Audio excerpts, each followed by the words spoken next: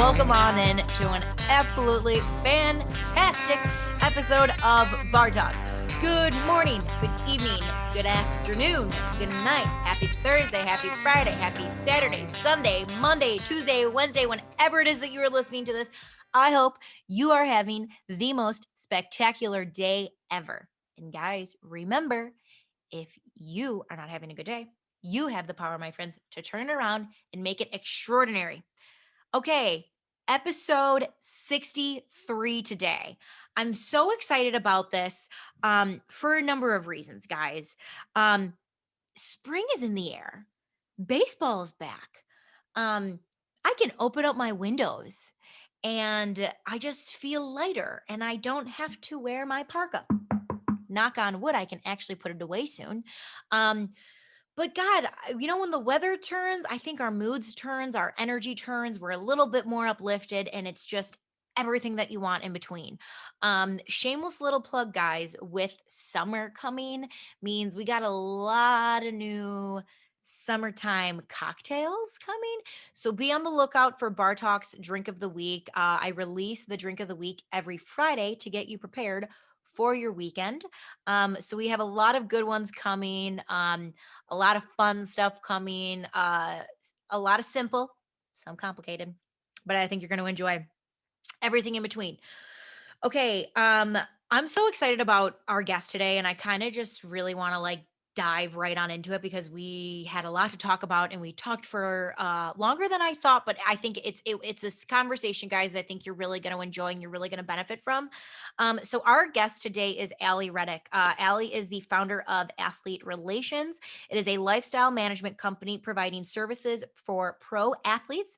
Allie tends to work a lot with NFL players. She also works with some women in the NWSL, which is the National Women's Soccer League. But I wanted to read one of the testimonials from one of Allie's clients. So this is from Jordan Howard, running back for the Chicago Bears. And he said, Allie Redig Athlete Relation handles any and all needs that I have. She thinks so far ahead. She brings me opportunities before I even have the chance to ask about them or think of them. On top of everything, Allie is one of the easiest people to work with and always goes above and beyond. So guys, I kind of met Allie a few years ago, I think it would have been. And it was through a friend of mine, Miss Rosie Lacey. So Rosie, thank you very much for introducing us. Rosie's like, Jenna, Allie's in sports, you're in sports. I think you two should meet. And Rosie, I'm very grateful that you guys introduced us to each other because I loved, kind of what we talked about, guys. It was a very real conversation. Allie opened up about her miscarriage and she spoke about it very openly and very honestly. And I think what was so incredible about it is, she's hoping that it's going to help others. And I know there are many women who struggle.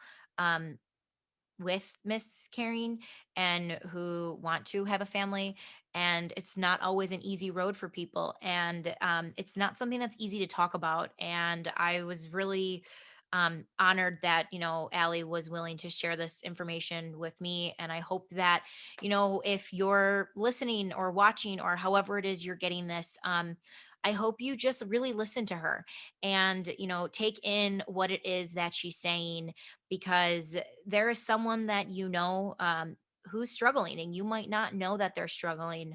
So I think it's learning to lead with compassion. I think that was kind of you know the core of kind of what we talked about in our conversation today. She cares so much, guys, and it seriously just shines through in everything that she does when she talks about her clients, when you hear her clients talk about her. What I don't think people probably realize is these athletes put a lot of trust in her. They trust her enough to have her buy them a house, to figure out what school their kids should go to when they, get relocated mid-season. Um, and those are not small tasks. Those are very big life-changing tasks. And these men and women trust Allie to get this done, and she gets it done with such ease and such grace. And I know, she was saying when we talked before this that, it was a hard day. Like when we in days are hard, but I hope that what she knows is that what she's doing, um, not everyone can do, and that is just the God's honest fucking truth. We also talk about my sweatshirt. So if you're watching this, you see it. If you're listening, let me share it to you. It says "Women in Sports." Allie started selling this a while back, and I instantly was like, I have to buy it now. Like, I need this now. I wear it all the time. I ended up wearing it to a Pure Barre class. And of course, my instructor was like, "Oh my God, you know Allie?" And I was like, "Do I know Allie?" Like, it's a small world after all. Chicago's a small, big city, but that's regardless. So yeah, guys, get ready for this conversation with Allie. But before we get into that, I do want to give a little shout out to our lovely sponsors. As you guys know, with baseball, I've talked about how I am so excited that I finally got to wear my Margot Page crossbody fringe bag. Okay. It is the handbag for all year wear, made with durable and recycled materials. And guys, their bags meet all of the, concert venue like protocols, as well as like NFL game protocols. But what I think is so great about Margot Page is it's very cost affordable. Um, it holds up. A lot of times when you find these like clear bags, they're made very cheaply. Margot Page is not. Guys, I get complimented on them all the time, everywhere I go. I've said it, I'll keep saying it. I am obsessed with it. And I'm so happy that I finally got to wear my crossed body fringe bag to the home opener. It just brings joy to my eyes. So, guys, Margot Page is kind enough to give you 10% off your next order using promo code BARTALK10. So, head on over to their Instagram, which is Margot_page, or you can head on over to their website, which is margotpage.com. And as always, use code BARTALK10 to get 10% off your next order. Now, it is the joke that will never not be a joke, and that is me almost setting my goddamn fucking house on fire. Light Your Way candles is not the reason why my house caught on fire. I am the reason my house almost caught on fire, guys. All right. It's funny. We can talk about it. I've moved past it. The trauma is no longer there, even though I still get nervous around open flames. That's besides the point. The point of the matter is LYW Candles is the only candle that I trust to have burning in my house. If you are watching this, you see I have the Slancha burning. Slancha has rosemary, sage, mahogany tea wood, and whiskey. It is in honor of my family's pub, Shinnick's Pub. And what I love about this candle, guys, is on the back. It's an open flame, so I got to be very careful. On the back, there's a little story that goes with it. This is one of my favorites, as well as the Celine. The Celine I have burning in I always burn in my bedroom before I go to bed at night. So it's rosemary, sage, and white birch. And what I do is I will light the candle in my room, shut the door, go do my skincare routine, like get my, do everything I got to do before I go to bed, make my tea, and then I walk into my room and it is just the most glorious smell ever. Um, and guys, LYW Candles is giving you 20% off. Okay. So the Celine and the Slancha are obviously my two favorites, but I know Hannah is working on some new ones coming up with some spring flavors, spring smells. That sounds better. Guys, they're just absolutely glorious. And I know that you are going to love them. So 20% off your next order. Promo code BARTALK20. Okay. Head on over there. Their Instagram account is LYW Candles, or you can head on over to their website, which is lywcandles.com. And don't forget to use the code BARTALK20. Okay. Guys, lastly, if you enjoy this, we are growing a baby here. Bartok is a year old. She is still an infant. She is still growing. She is still nurturing. She needs all the love, care, and support that she can get. If you like this, guys, leave a review. Give us a share. Follow us. We are on Facebook. We are on Instagram. We are on YouTube. It's Bar Talk with Jenna. And guys, maybe tell your mom about Bar Talk or your grandma. Okay. I want everyone to come to the bar. Everyone is welcome here. We're all just going to have some, important conversations, some fun conversations, and we're going to learn a little bit about life. So guys, if you can do that for me, I would so very much appreciate it. But ladies and gentlemen, without absolute further ado, I have no idea why I'm talking in a British accent right now. Maybe it's because I'm very excited about Bridgerton finally returning. All right, that's done. Stop. Or do we enjoy it? Probably not. Okay, I'm done. I'm done. I'm done. Ladies and gentlemen, the reason you are all here today. Get ready for my conversation with the one, the only, Ellie Redig. I am not drinking this early in the morning because it's 11 o'clock. I wouldn't judge if you were. It's been a week. It's been a week and it's only fucking Tuesday.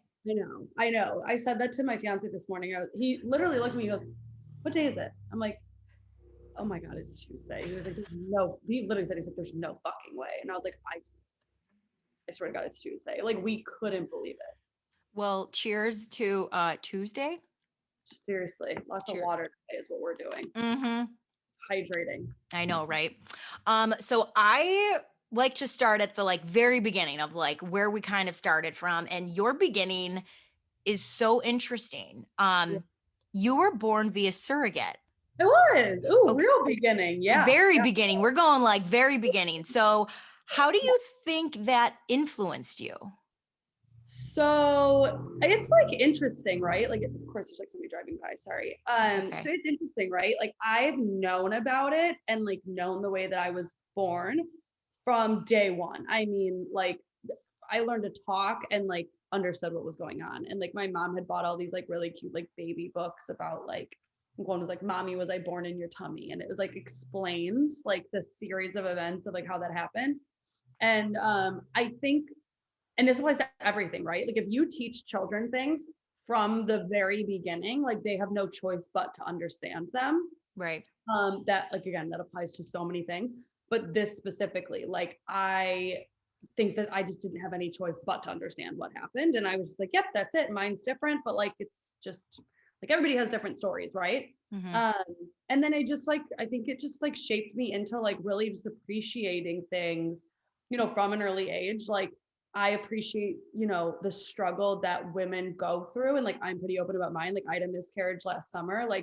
Even before that, the struggle that women go through with fertility issues and having children. And not only that, but I'm also very passionate about mental health and the mental side of those things.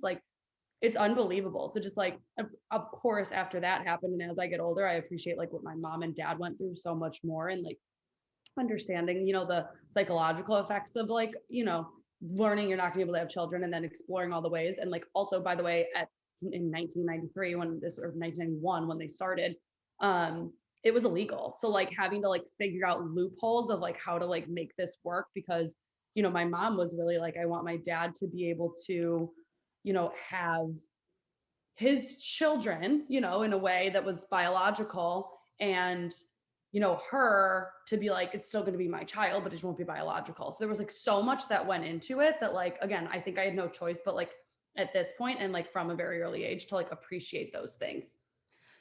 Did you, it was illegal?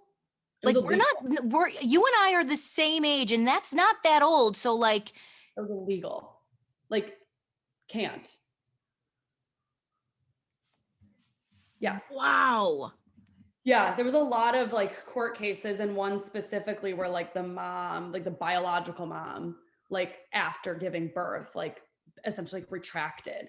And then it came who has the right, because it's the dad's sperm still. So that's still his child, but it was this biological mom's egg and she carried it. So yeah, she did sign something saying that it wasn't going to be hers, but technically that's still her child. So what do you do in that situation? Who has the rights? It's mind blowing. So there was an agency in California at the time that was still, and I don't know the logistics behind how they made it work, but they were still able to do it. And it was out of Beverly Hills, and so my parents went there. and they found a surrogate through that. And she lived in San Jose, California. And that was obviously who they ended up picking. And that's where I was born, and then flew home to Chicago 3 days later. Do you have like a relationship at all with the surrogate or no? No, so it really is dependent on like the situation. Like some are very involved, some are like some people like don't even tell their children. Like there's Yeah, so many avenues that you can take with it. We're like friends on Facebook, and we'll like every now and then, like on Mother's Day, I always send her like a note just being like super appreciative for the fact that you did what you did, like all right. these things. And when we got engaged, she sent me a message, and on my birthday, she'll send me stuff and everything like that. But it's really just like very minimal, I'd say, but like it's comfortable for everybody. Like I think if it was anything more than that, I think it'd be kind of weird. And if it was anything less than that, I think I would always have like questions. So I think it's like a perfect like kind of middle ground. Yeah.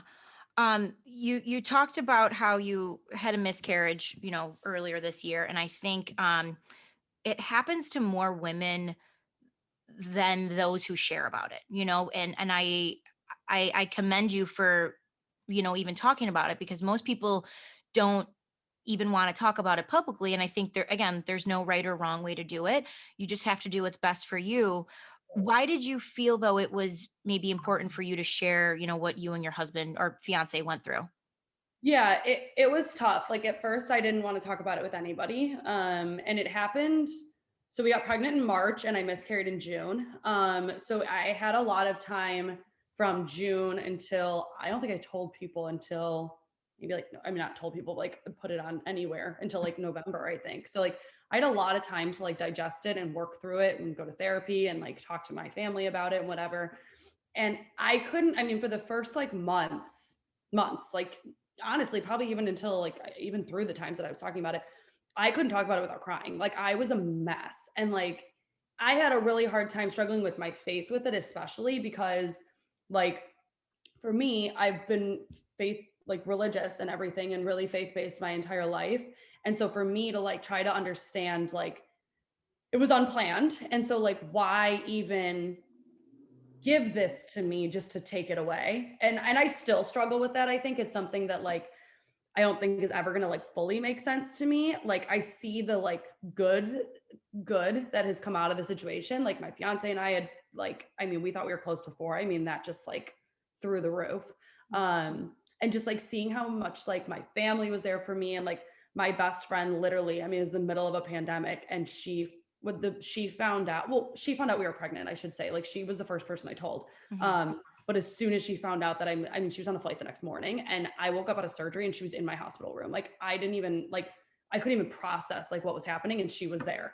Um, so just like those things, like I can see that those are obviously like very good things, but like they shouldn't have happened in the first, you know what I mean? Like I shouldn't have a Yeah. reason to have those things. Like I struggled a lot with that.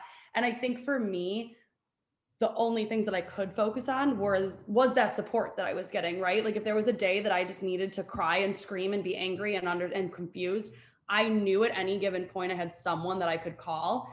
And it started to click to me that like a lot of people don't. And like I think the thing with social media is that like for me specifically, like I don't care about having a lot of followers. I don't care. I just like it doesn't do anything for me.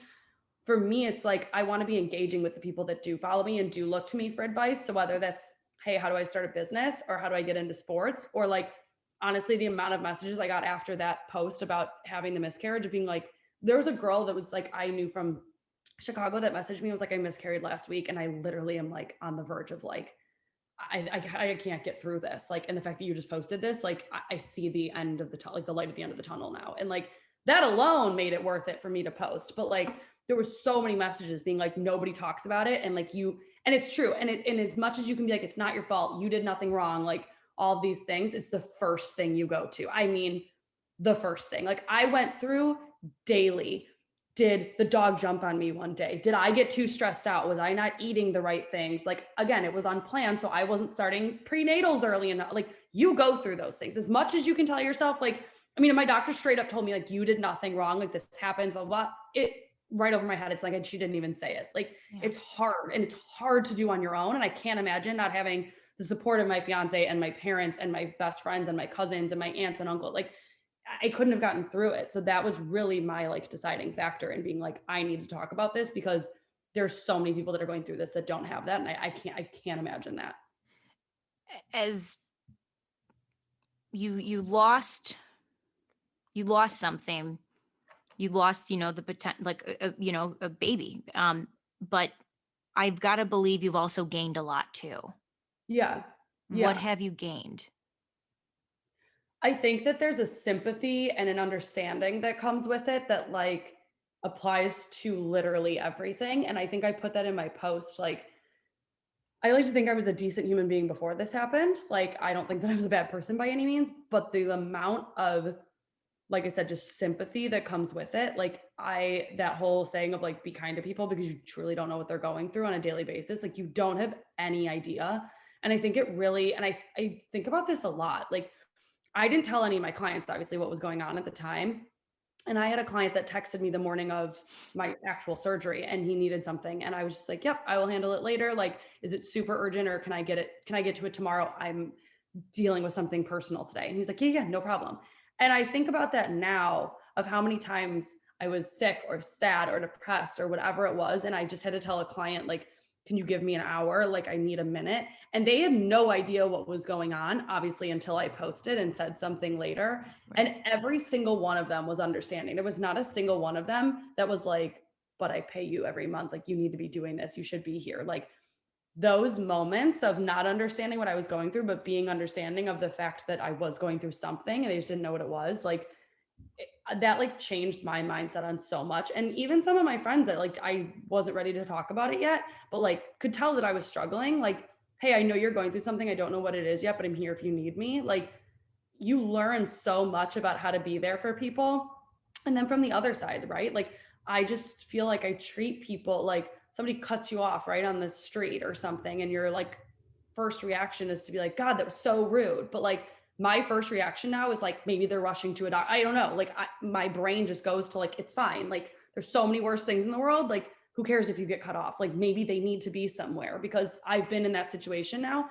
And it's so sucky that you have to go through something like that to like have that be your first mindset. But like, it really did change that for me, like 20-fold, not even 10-fold. Like, it's the first thing I think of now. For people who are listening and maybe they have, a friend, a Mhm. daughter, a cousin, an aunt who is, going through a miscarriage. I think, my mom had a few miscarriages, and I always, as I've gotten older, I've asked her more about them. And the thing she always says is people don't know what to say. So a Right. lot of times people just don't say anything, Yeah. which is not always the right way to go about it. Yeah. So if you could tell people, like, what were the things that people said to you, even if it was small, that like it was like they didn't need to say a lot, but they said enough. Yeah. It's interesting, right? Because there's so many like you said, there's so many people that just don't know what to say, so they don't say anything. So they tiptoe around it because they don't want to say the wrong thing either, right? Yeah. Like, a lot of people kept saying to me, like, God has a plan. And like that was, and as religious as I am, and as like faithful as I am, it was the worst thing people could say to me because I was like, I would freak out on people when they would say that. I'd be like, what is the plan? Then tell me, what's the plan that you would kill my child for it? Like, it was bad. Like, that's the one thing I would say was like just off limits. And I think people learned that like pretty early on. Um, but like I said, I think that there's so many people that just don't know what to say. So acknowledging that, being like, I don't know how this feels. I don't know what to say, but like, I'm here. So if you need to call, if you need to cry, if you need me to come there, like whatever it is, like I'm here. And like, it's really just the words like, I'm here. Like, my fiance works offshore fishing. So for the actual day of my surgery, that's why I told you my best friend flew in, like he couldn't get home until that night. And that was so hard. So for her to physically be there, and my mom couldn't travel because there was a COVID thing going on, and it was a Right. disaster, like literally worst case scenario, that she couldn't actually come to the hospital. Excuse me. And that was just like the fact, like I said, that she was physically there and able to be there for me mentally, physically, all these things. Like, that was the game changer for me, like the support that I had with it.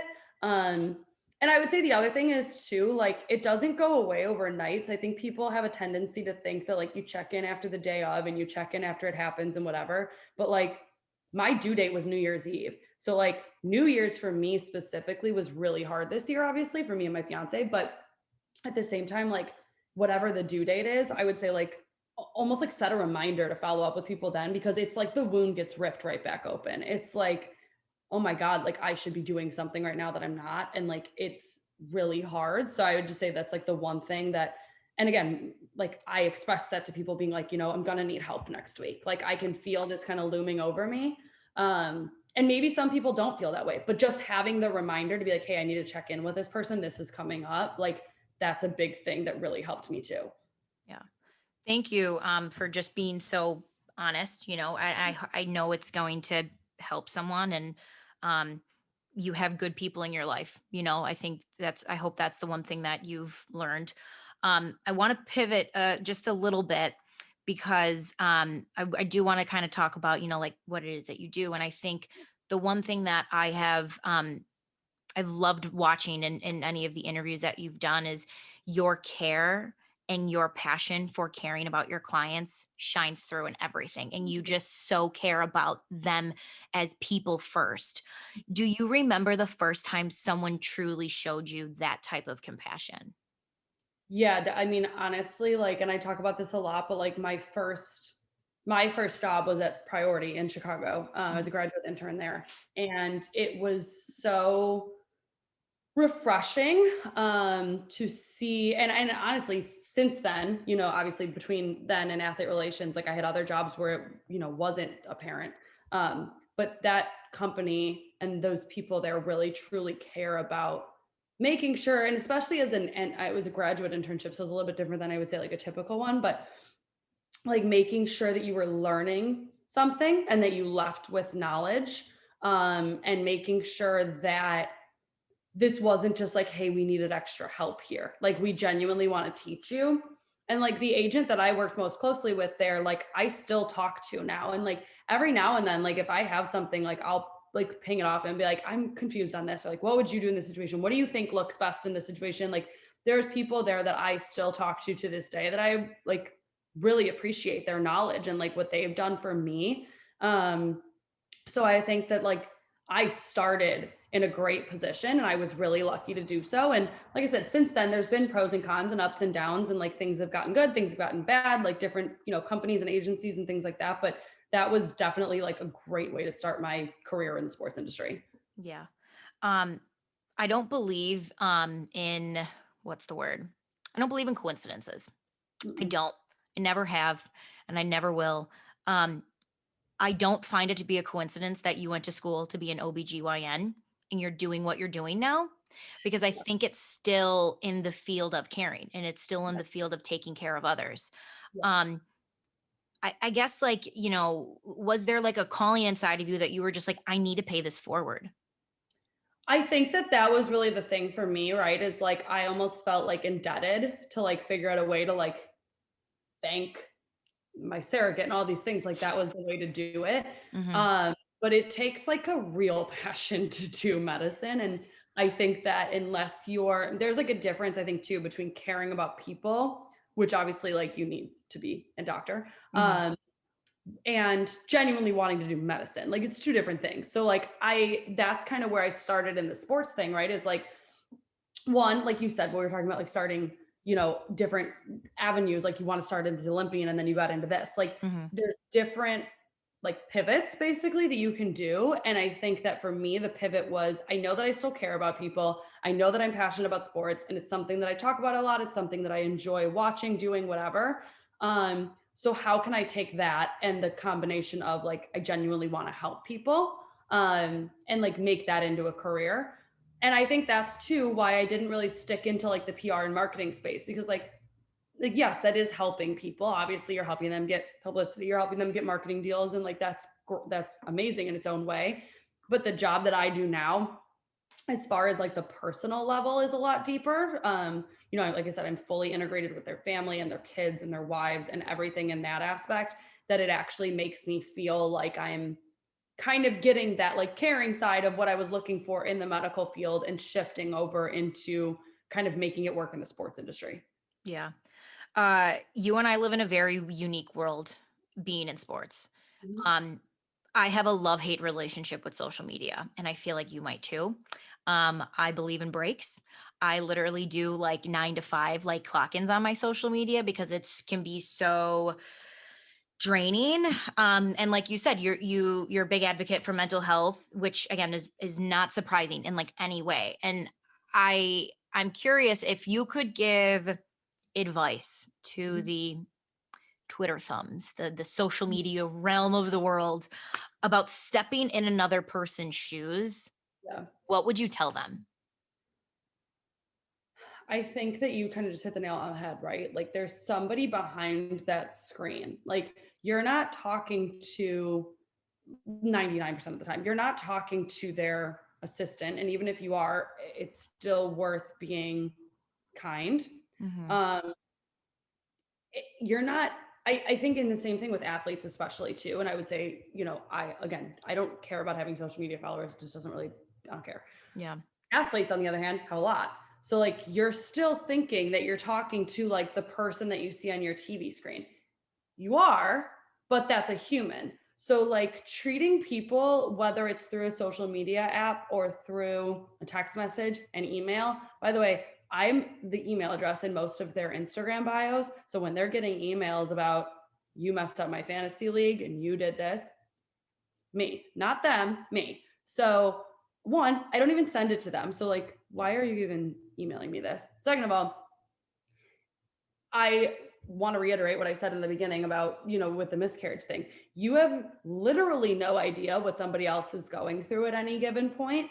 And again, I think about this too when I'm like think about you're driving down the road. Your car just passes you. It's just a car, right? You're just driving on a two-way street. That other car is a human with a life and a family and a story. So like to you, yes, it was just a car passing by, or to the person that's sending the hateful email, yes, it's just an athlete that you'll never meet. But the person on the other end of that email or the person on the other end of that DM or whatever it is a human being. And you can have a difference in opinions. And if I put out, a hot take about Mitch Trubisky, we can have a disagreement about it and whatever, and that's fine. But there's a difference between that and like being a hateful person. And I think that Yeah. if you don't understand that blurred line, then like you need to check yourself. Like that's on you. Yeah. Oh God, it's so true. I just it's funny because I look at people who go out of their like I think about them like you went out of your way, like you literally took the time out of your day to email them or find a post and talk shit. And again, the way that my brain kind of works is I read it and I'm like, this is how you feel about yourself. Yeah. You're in Yeah. so much pain right now Yeah. that you're taking it out on another human being. Like, stop taking your shit out on other people. It's Yes. not fun, but do the work on yourself. Right. It's so, Like get a therapist at that point. Like if I walked into a therapist's office and I was like, I'm literally bitching at people on Twitter all day, I think my therapist would be like, okay, we have a lot of work to do. yeah, yeah. And it's like, it's, you could keep doing the same thing over and over again. And who the hell am I to say no? But like, you're not going to get any different results. So it's like, you got to ask yourself, like, what are the results you want? Right. Okay. Fun topic. Okay. My sweatshirt. So I love it. I fucking love it. I wear it all the time. Um, yay. it's how I ran into your friend Hey, at my Pure Barre class. She's like, "Oh my God, you know Allie?" And I was like, "Do I? Yeah, like I wear this all the time." Where did the idea from this come from? Like, I know you have a background in fashion merchandise, so again, like it's like it all just blends to perfectly. Like, tell me how this idea came about. so my fashion merchandising internship was not a disaster. I just like I didn't do anything. Like it was I read the blog enough to where I thought that I wanted to work with them, and then the amount of like work that they truly needed, and like Yeah, they needed a full-time person, first of all. Second of all, like I don't think that it was like I don't have a passion for fashion by ooh, that cute. that looks cute. I like it. I don't have it though. Like I wear the same things all the time. I wear jeans and a band t-shirt, or honestly that hoodie. Like Yeah. there's a very minimal amount of effort that goes into me getting ready on an average basis. So I would not chalk myself up to like fashion by any means. And the shirts started because so every year we do Christmas gifts for all of our clients. And I wanted to do in the gift basket that we were sending them, I was going to do an athlete relations t-shirt. And at the same time, pending, obviously we didn't have a Super Bowl this year, but in general, I knew we were going to have one again. We have to wear like, you know, when you go to Radio Row or whatever, it's easy to just like have your logo on your shirt. It's just like good branding, whatever. So I was like, let's just open this up and we'll do one order. I'll order all the guys' t-shirts for Christmas gifts, and then I'll order all of our stuff for Super Bowl week, and make sure that we have all the stuff that we need, you know, to be ready to go. And any camps or anything like that, I should say too, we wear it. And then I ended up sending it to a couple of our clients being like, hey, you guys are getting a shirt with your Christmas baskets, but if you want anything else, like just let me know. Like, here's the link. Like, you're welcome to send me, you know, orders or whatever. And I think it was Shelby first or Tay, one of them ended up like texting me being like, I just bought so much stuff. Like, I want everything. And like Shelby's daughter they ended up ordering like a hoodie.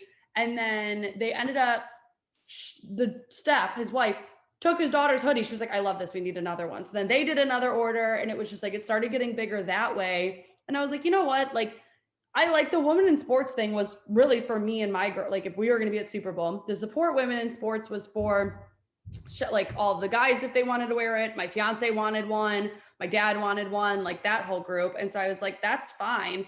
And then I posted it, and like 10 people responded. And they're like, can I get one of these? And I was like, I mean, you can, sure. The order's open. And it just kind of like blew up from there. And a bunch of people have ordered them now. And I'm like, this was literally supposed to be like clients and like family members. And like so many people got it now. And I was like, sure. Can I ask how many people ordered?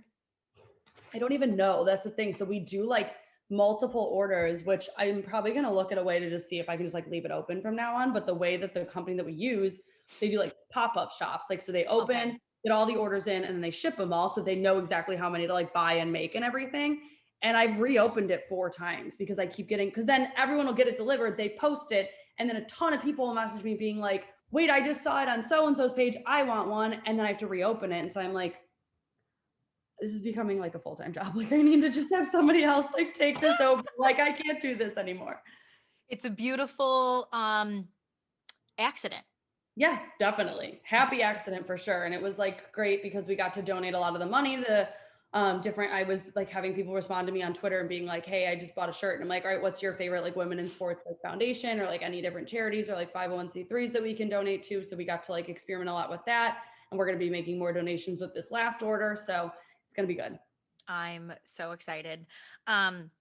So I am curious to pick your brain on this because I have a tug of war relationship with being a woman in sports. So I kind of want to hear your thoughts on it. I think, bless you. I think being a woman is my superpower. Yeah. I think it is what sets me apart in everything I do. I love being a woman. I think I was put on this earth to be a woman, and I love it. And, you know, the challenges that come with it obviously can suck sometimes, but I think the good in being a woman outweighs the bad in being a woman. Yep. My issue that I have though is we, you know, and I think it's so great. There's been a lot, obviously, like March was, you know, like Women's History Month, and we've been talking about it. And like sports has done so much more on like, you know, women doing games and doing this and doing that. And part of me is like, yay. And then the other part of me is like, are you doing this for PR? Right. And I'm like, you know, someone said this to me, and it was funny. It was about dating. I was like, oh my God, I have the worst luck in dating. And they were like, well, every time you say that, you're putting it out into the universe. So of course you're going to have the worst luck in dating because that's what you're attracting back to you. So I think as women in sports, sometimes we constantly talk about like, oh my God, it's so hard. There's so many struggles. We're doing this, we're doing that. And I was like, but are we like kind of suppressing ourselves without realizing it? Sure. So it's so weird because it's like, I'm so happy and I'm like so fucking proud to wear this because I'm like, yeah, I am a woman in sports. And it is like an honor and a badge of honor to say that because not many people can say that. But how do we acknowledge like the struggles that we've had while also moving forward and knowing that like we're on the same playing field? Yeah, it's a loaded topic, to say Yeah. the least. I think that we've come a long way, and I think we've got a long way to go at the same time. Yeah. And by the same token of what you were kind of just saying, like kind of suppressing, I guess, that in that sense, like, and this is kind of goes along to the same tune, right? Is like, I think that it's easy to just be like, like I said, we've got a long way to go. Yeah. But if you focus on the wins, like, yes, this should have happened like a millennium ago, and this should never even have been like a men versus women situation. But if we celebrate the wins, right? We celebrate the ref at Super Bowl, and we celebrate a couple of coaches at Super Bowl, and we celebrate a female kicker, and we celebrate a GM in baseball. You're not taking away from anything by celebrating those things, and you're not getting any closer, or you're not getting any farther, I guess I should say, away from getting to an end goal of there being like full equality in sports. So why not just celebrate the wins and put that out into the universe and say like, yeah, more of this. And Meg Ray is on Twitter. She had a shirt, which I was wearing yesterday, otherwise I'd be wearing it today, and it says more is the first word, more, and it has a whole list. It's like women, Black, LGBTQ, Indigenous, all of these, like Latinx, all of these, I mean, it's a full shirt, voices in sports. And that's the thing, right? Is like, we're getting there. We're scratching the surface, but like more. And that's what we want to put out in the universe, right? Is like, this needs to keep going. Celebrate the fact that it started and we're farther along than we were yesterday, but still acknowledging the fact that we have a long way to go and the work doesn't get to stop. Hell yes. Okay. We're going to do a mic drop on that. And we're going to head into my favorite part, which is random, ridiculous, rapid fire questions. Okay. We are not insanely on a shot clock, but like, does that, yeah, kind of. Yeah. Good. Okay. Uh-oh. Decline. Back to meeting. Sorry. That's okay. Sorry. I'll call her in a second. Okay. What feels illegal but isn't? I'm really laughing at this question because my mom, the quote in The Hangover about like masturbating on an airplane is illegal, but isn't? My mom quoted that last night from The Hangover, and my aunt had never seen it. And we were all in like a conference call talking about wedding stuff. And I was crying. I was laughing so hard because my aunt was like, what did she just say? And I was like, have you never seen this movie? And my cousin texted me and she was like, she's never seen the movie. So the fact that you just asked, I don't even know if I can answer this question right now. I feel like I'm just going to keep laughing. What feels illegal but isn't? I guess that, but that's only because of The Hangover. Yeah. What feels illegal but isn't? Supporting women in sports. Right. Feels wrong because no one's supporting you. I know. What is your drink of choice when you're out? I really like good like beers. We have in New Orleans, we have a lot of really cool breweries. So like I normally like grab a couple of those. But like staple bar drink is usually vodka soda. Yum. What is the kindest thing a stranger has done for you? Oh, I love this question. Kindest thing a stranger has done for me. This is supposed to be rapid fire, and I feel like this is like it's okay. I feel like this one kind of takes some time. Yeah, you definitely need a minute on this one. Honestly, like I feel like there was so much surrounding, like we were talking about earlier with like the miscarriage stuff. Like I think I was very open to people being kind at that point, and there was like so many things that people did with like obviously not even knowing what I was going through, but there was just so many people, and it must have just been like putting it out in the universe and like God looking out for me or something. But it could be something literally as like simple as like holding a door open or something. That just like made me feel so good at that point because like I was so vulnerable. So I'd say probably literally anything with that. I could probably think of more specific examples, but I just remember around that time just feeling like so like warm when people would do things and just being like, it's gonna be okay, but not a stranger. But honestly, one of the kindest things anyone's ever done for me was my best friend flying here at that point. That was unheard of during a pandemic. Yeah. And she like made sure that she could be here the second that I woke up out of that surgery. And it was legitimately one of the kindest things anybody's ever done for me. I love it. What was the first concert you ever went to? NSYNC. I love it. That's a good story. We went to NSYNC and I was with my cousins, and she's like 6 months younger than me. And my older cousin's like a year older than me. And the three of us went with our moms. And she said, I'll never forget that. I never live this down. She dead silent in the car, like no one was talking about it, whatever. And she looked at us and she said, "You guys, I heard that Eddie Bauer's performing." We're like, "The store?" She didn't know. She thought it was an artist. That was a musician. Oh, I was like, wait, Eddie Bauer, like the shirts, like, oh my God. Thought that was a musician. So she said that and we were all like, "What?" Oh God. Oh Lord. Okay. You're a Chicago native, and I love to ask Chicagoans this question. What's the craziest Chicago guy you got? As far as like athlete wise? No, so my example is because I always say Chicagoans, we always got a guy for everything. Oh, you mean like that? Yeah. Like I have a butcher who comes to my house. That's funny that you say that. I was just thinking about like meats. We have a lot of meat guys. Definitely that I would say is a big one. And that's funny because I feel like everybody in Chicago has got a meat guy. Yeah. We've also got like a guy that you call for anybody that's like sports things related, which like I think I'm kind of becoming the guy now, but used to be when we were younger, like you need a ticket for something, you need to get into an event, you need to find a player, you need to do whatever, like we had a guy for that.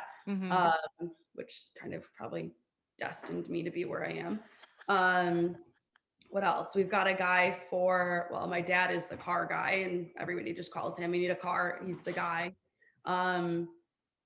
What else? We've got bakers, like really good. You ever been to Jaroche Bakery in Arlington Heights? No. You talk about a guy, it's really a couple, but that's crack. Everything in that entire bakery is legitimately addicting. So jot that one down. That's a good one to have. All right. I love it. What is the best piece of advice someone has given you? Best piece of advice someone's given you. Starting in my career, a really good piece of advice is to start where you are. And I've been talking about this a lot in interviews recently.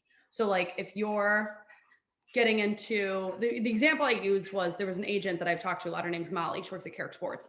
She did an interview with one of our other friends, Ella, and she said, "I started in client relations. I had a law degree. I knew I wanted to negotiate contracts, but I didn't have my degree yet. I was starting kind of I think she started working there like as she was still in law school." And her example was that she was frustrated because she was in client relations and she really wanted to be on the contract negotiation side. And eventually she got there. And it was after I think it was like 3 years of struggling with the fact that she had to be working in a space that she wasn't really wanting to. But then she said when she was doing one of her first contracts that she was able to say, "Hey, I'm going to negotiate your contracts and look at all the other stuff that I can do."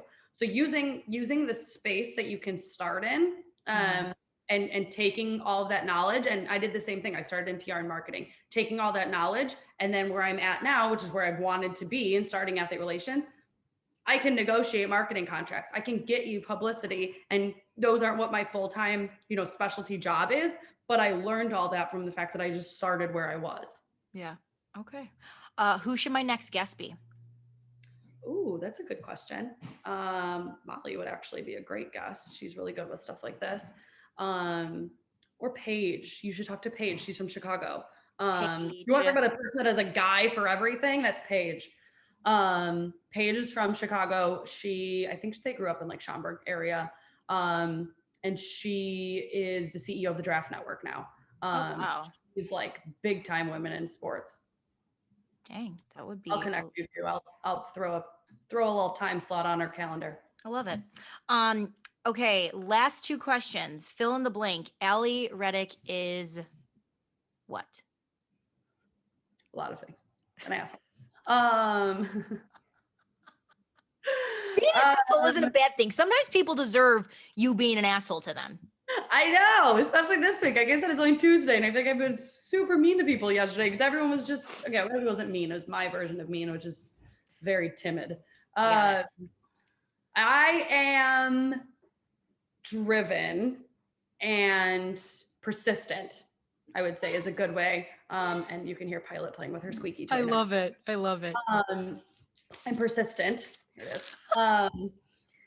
I'm persistent. I get the toy out of my dog's mouth when she's squeaking in the middle of an interview. I get things done. I just that's why I have the job that I have. Like if I hear no from somebody, I'm a problem solver. I'm going to go find the next way to get it figured out. I don't really take no for an answer. And if I have to take no for an answer, I just find another way to get it done. So persistent. I love it. little running. Okay. And then I've been asking people this question, and I think it still applies. And it's, what have you learned the most about yourself in this last year? I learned the most about myself. Wow, that's a very good question. That I'm not just gonna crumble because something's easy. That I'm going to make sure that at the end of the day, I've done everything that I can to make something work. And the fact that Athlete Relations is still kicking after a year of a pandemic and small businesses, took such bad hits and it was so unfortunate. Um, I made sure that we could push through. And, at the end of the day, if we weren't able to, I would have, been okay with that too. But I would, I'm really proud of the fact that I just, like I said, I didn't take no for an answer. I just found ways around, those no's and made it still work. And a year later, we're still here. Amen. Okay. So we always raise a glass because that's what we do in bars. And I believe you said it the best. What was it? Start where you're at, right? Yeah. Start where you're at. Start where you're at. Cheers. Cheers. Alrighty then.